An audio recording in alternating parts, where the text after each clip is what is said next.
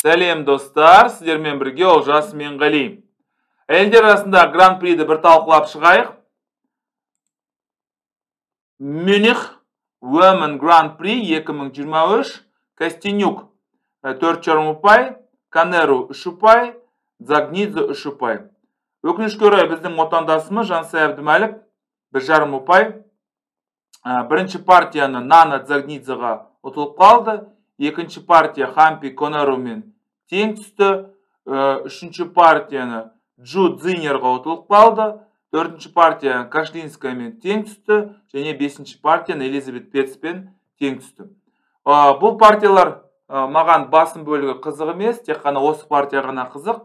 Хампи Конерумен ойнаған, соны бір тамашалап көрейік. Жалпы Хампи Конеру өте мықты шахматшылардың бірі, Үндістан мемлекетінің азаматшасы, 1987 жылғы гроссмейстер, қазіргі таңдағы рейтингі 2574. Көптеген ер азаматтарда бұндай рейтинг жоқ. Біздің отандасымыз Жансая Әбдімәлік 2000 жылғы рейтинг 2507, гроссмейстер және Women Grandmaster. Кеттік, партияны бір тамашалайық. D4, D5, C4, Уәзір гамбиті және уәзір гамбиті қабылданады. DC, ATF3, ATF6, I3, I6, піл C4, C5. Әрине, бірінші сарбазды жібересіздерді, содан кейін атты C6-ға орналастырасыз. Бұлай, ат C6, A6, бұл торды көбінесе бақылауда ұстайды. Өйткені болашақта аттар да бұл жерге бару мүмкін, піл де бару мүмкін, сол себепті A6 өте жақсы. Уәзір 2, B5, бұлай және піл B7. D1, уәзір C7, ештеңеге қорқудың қажет жоқ. Жедік және B4. Піл D6. Бұл жерде біз атақты Рубинштейн, Ратлеви Рубинштейн партиясын есімізге түсірсек болады. Сол жерде де осындай маневр, осындай амал пайдаланады. Піл B2 және ат негізгі орталыққа бар. Ең басты мақсат мына жерге шабуыл жасап, содан кейін H2-ге шақ жасау.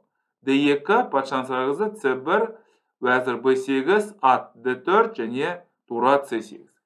Қаралар бүкіл алдында тұрған барлық мәселелерді шешті, енді қарымта шабуылды ұйымдастыруға тырысады. H3, жедік және ат негізгі орталыққа орналасты. Мына аттың мүмкіндігін шектеу және мына атты негізгі орталыққа орналастыру. Бұлай жедік және GF. Мен үшін түсініксіз, не себепті GF деп жүрді, мен бұл жерде неге атпен F3-ке жүрге болмайды, мен үшін түсініксіз әрине. Мүмкін Хампи Конеру енді рейтингісі масқара 2572, бірақ не себепті ол деген өзінің сарбаздарын біріншіден қосарланған сарбаздар ұйымдастырды, бөлініп қалған сарбазды жасады, оқшауланған.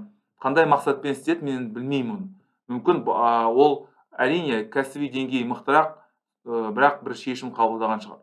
Ат артқа қарай шегінді және ат C6. Мүмкін осы жүріске сенген шығар деген әртүрлі ойлар келеді. Уәзір I8 және ат A5. Піл C8, уәзір D3. Піл F8, әрине қорғану және піл B1. Қазіргі таңда не істегісі келіп тұр? Піл F6 жейді және уәзір H7 мат қойғысы келіп тұр. Әрине ондай мүмкіндік жоқ. Бұлай және тура C6. Қайтадан мүмкіндік бұлай наны жеу, жегеннен кейін уәзір H7 мат қою. Бірақ енді Жансаяны бұндай іс-әрекетпен қорқыту мүмкін емес. Уәзір D7, H4, жедік және піл D7. Тура B6 және мен үшін жалпы түсініксіз. Мысалы, кәсіби деңгейі масқара 2572. Көптеген ер азаматтарда бұнда рейтинг жоқ. Неге ол турасын B6-ға қойды, мен үшін түсініксіз. Ат D5 және піл C8. Піл негізгі орталық жедік. Не айтуға болады? Жансаяның көңіл күйі дұрыс болғанда бұл партияны әрине соңына жеткізер еді. Бірақ бірінші партияны Нана Дзагнидзеға ұтылып қалды, соған байланысты көңіл күй нашар. Сол нәрсе әсер етті деген ойдамын. Тура C8, қараларда өте үлкен басымдық, ақтар қалай қорғанатыны мен үшін түсініксіз. Шах, бұлай артынан шабуыл жасады, тарраш ережесін есімізге түсіреміз. Бұлай және шах, D2. Осындай позицияны қалай Хампикөнер ұстап қалды, мен үшін әрине таңғажайып жағдайлардың бірі. Бұлай G6 шах, C2, нан 7, барлық мәселе 2-де 2, мына жерде мысалы, бұяқта 3-те 3. Бірақ мына тура, мына аттан әрине мықтырақ.